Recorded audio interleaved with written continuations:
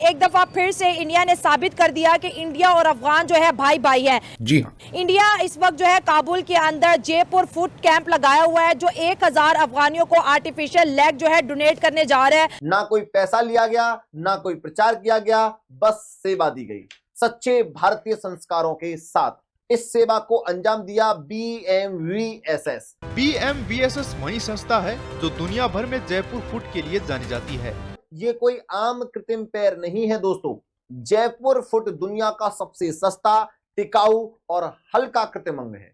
बिना ऑपरेशन लगाए जाने वाला, मात्र कुछ घंटों में तैयार हो जाने वाला और हजारों की लागत में बनने वाला, लेकिन भारत इसे दुनिया को मुफ्त देता है। अफगान तालिबान ने इंडिया से रिक्वेस्ट की थी कि ये 1000 लेग जो है वो इंडिया से परचेज करेंगे, लेकिन इंडिया ने फ्री में देने का जी ऐलान किया और अपना बड़ापन दिखाया, और एक बड़े भाई और छोटे भाई का रिश्ता हमें दोबारा से जो है दिखाई देता हुआ नजर आ रहा है। ये बड़ा फिर आपने गहरी बात कर दी है।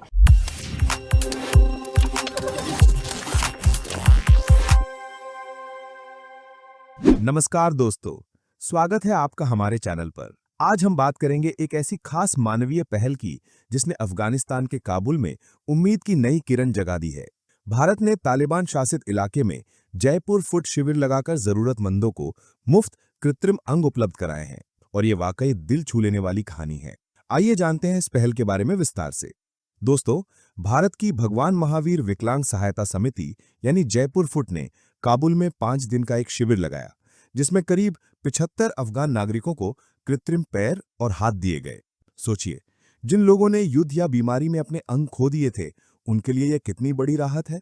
जयपुर फुट ना सिर्फ सस्ता है बल्कि टिकाऊ भी है, और इसी वजह से ये हजारों जिंदगियों में बदलाव ला रहा है। भारत ने इससे पहले भी अफगानिस्तान को कोविड-19 के दौरान दवाइयां और टीके भेजे थे। अब ये नई पहल भारत की दोस्ती और इंसानियत को फिर से साबित करती है। तालिबान ने भी इस मदद की तारीफ की है, जिससे भारत अफगानिस्तान के रिश्ते और मजबूत हुए हैं। दूसरी तरफ पाकिस्तान के पंजाब प्रांत के सरकारी अस्पतालों की हालत देखिए। वहां मरीजों को खुद पंखा लेकर आना पड़ रहा है, और सेहत कार्ड जैसी सुविधाएं भी बंद हो गई हैं। आम लोग परेशान हैं और सोशल मीडिया पर वीडियो वायरल हो रहे हैं। तो दोस्तों, ये थी भारत की एक अनूठी पहल जो अफगानिस्तान में उम्मीद और इंसानियत की मिसाल बन गई है। अगर आपको ये वीडियो पसंद आया हो तो लाइक और शेयर जरूर करें, और हमारे चैनल को सब्सक्राइब करना ना भूलें। मिलते हैं अगले वीडियो में, तब तक के लिए धन्यवाद और जय हिंद। आज अफगानिस्तान की धूल भरी सड़कों पर कोई टैंक नहीं चला, कोई सैनिक नहीं उतरे, कोई धमकी नहीं दी गई, लेकिन फिर भी भारत जीत गया। जी हां, काबुल की गलियों में आज जयपुर फुट की धमक है। तालिबान की जमीन पर भारत की मानवता का परचम लहरा रहा है। हाल ही में भारत की मदद से काबुल में एक 5 दिन का स्पेशल कैंप लगा, जिसमें कुल 75 अफगान नागरिकों को मुफ्त में कृत्रिम पैर यानी जयपुर फुट लगाए गए।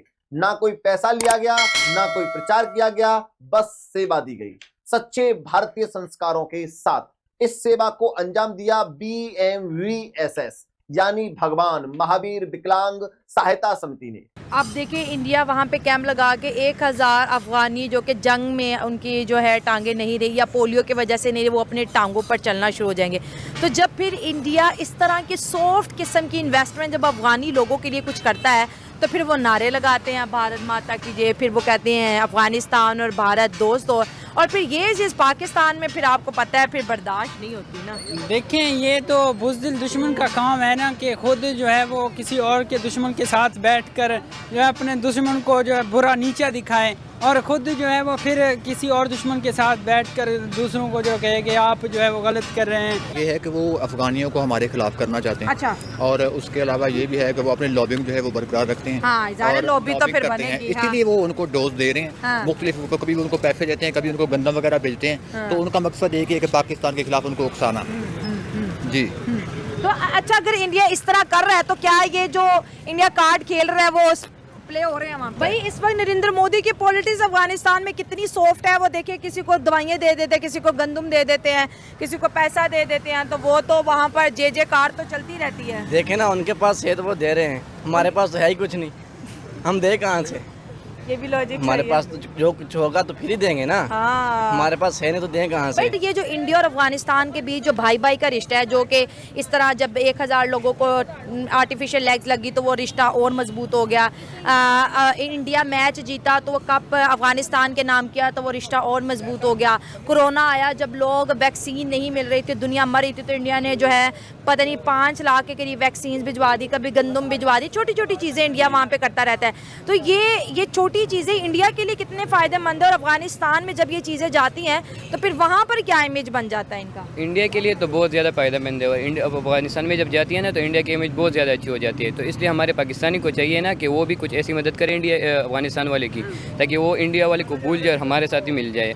देखिए इंडिया जो पाकिस्तान के इंडिया जो अफ़गानिस्तान के लिए कर रहा है ना, दर हकीकत वो पाकिस्तान को अफ़गानिस्तान के लिए करना चाहिए था। अच्छा। क्योंकि हमारा उनके साथ एक इस्लामिक रिश्ता भी है, वो हमारे मुस्लिम ब्रदर्स हैं। ठीक हो तो गया। इस्लाम के अंदर हमें उनके लिए एक तो वो हमारे हमसाए हैं, नेबरिंग कंट्री है, और एक तो वो मुस्लिम्स हैं। ठीक हो और गया। जितना इंडिया कर रहा है उससे बढ़ के पाकिस्तान को करना चाहिए, ताकि जियो पॉलिटिक्स के लिहाज से भी कल अगर पाकिस्तान के ऊपर कोई बुरा वक्त आता है तो हमसाए ही सबसे पहले आगे आता है। अगर इंडिया ये काम कर रहा है तो पाकिस्तान को इस बारे में सोचना चाहिए, और पाकिस्तान के लिए बड़ी शर्म की बात है कि पाकिस्तान क्यों पीछे रह रहा है। मेडिकली देखा जाए तो इंडिया दुनिया में तीसरी पोजीशन पे आ रहा है, मेडिकली बहुत आगे चला बिल्कुल, गया है। उन्होंने बहुत तरक्की कर ली है, हमसे तो आगे ही हैं। हाँ। चाहे दुश्मन भी है, लेकिन अगर उनकी पोजीशन है तो आप उसको एक्सेप्ट करें। अगर वो हमसे जीत इस वजह से, लेकिन वो तरक्की कर रहे हैं हमारी इकोनॉमिकली तो मजबूत है, ये economically तो तो मानते मैं ये हैं, समझ- ठीक है, और तरक्की कर रहे हैं। बिल्कुल तरक्की कर रहे हैं। कि अगर अफगानिस्तान को देखा जाए, अफगानिस्तान की इंडिया के साथ अच्छी दोस्ती है कि अफगानिस्तान की पाकिस्तान के साथ? अफगानिस्तान की बेसिकली तो पाकिस्तान के साथ अच्छी दोस्ती है ना।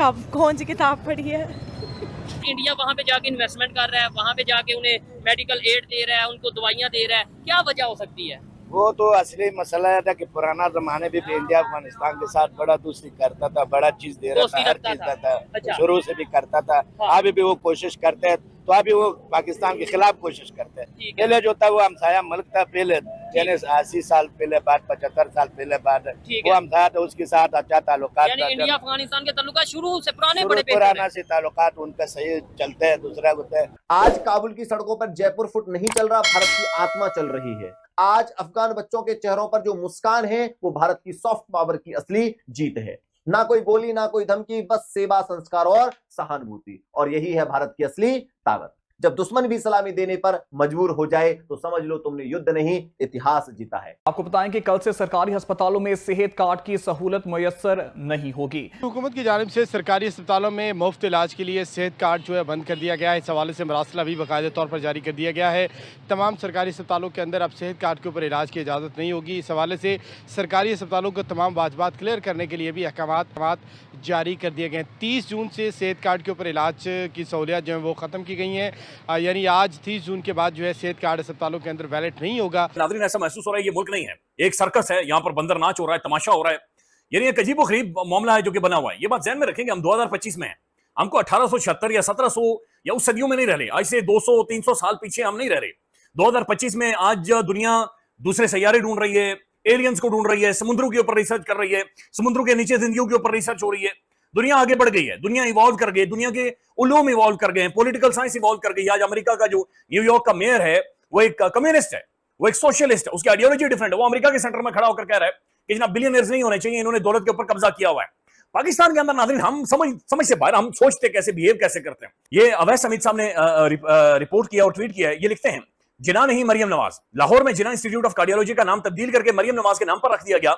सेहत के शोबे में मरियम नवाज की लाजमान खिदमात की शहादतें रोजाना सोशल मीडिया पर देखने को मिलती हैं। पंजाब के सबसे बड़े सरकारी अस्पताल मियो अस्पताल के एक वार्ड का एक मंजर है जहां पर मरीज पंखे घर से लेकर आए हुए हैं। ये मजाक नहीं है, ये मैं आपको वीडियो दिखाना चाहता हूं। आप बराए मेहरबानी अपना सर पकड़ेंगे, टकरे मारेंगे। ये पंजाब का सबसे बड़ा सरकारी अस्पताल है।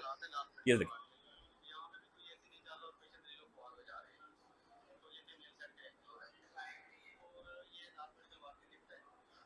लिफ्टें बंद है, सब कुछ बंद है। लोग अपने घरों से मरीजों के लिए पंखे लेकर आए हुए हैं।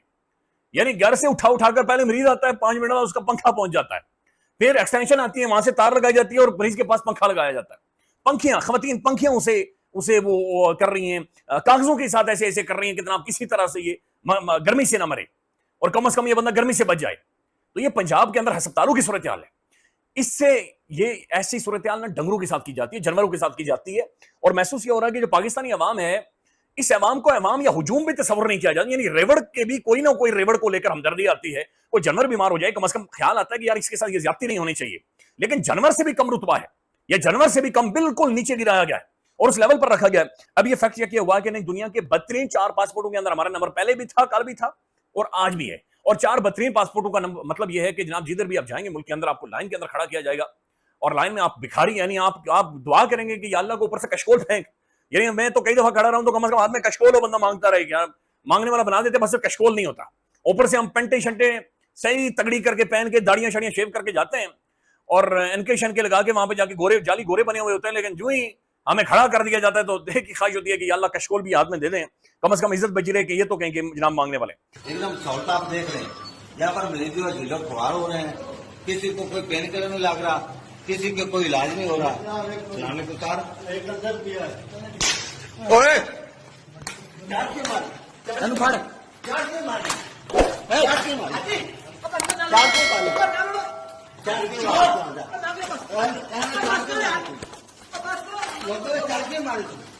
खत्म,